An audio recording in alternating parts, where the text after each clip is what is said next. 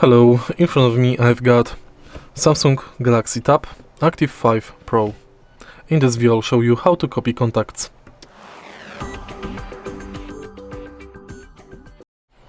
In order to copy contacts, firstly go to phone icon.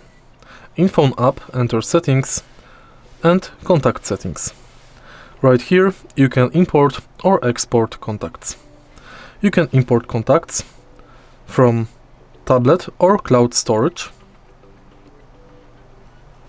You can find it in recent, internal, SD card, OneDrive, Google Drive. Make sure that you've got contacts saved somewhere on your cloud and then import it. Also you can export it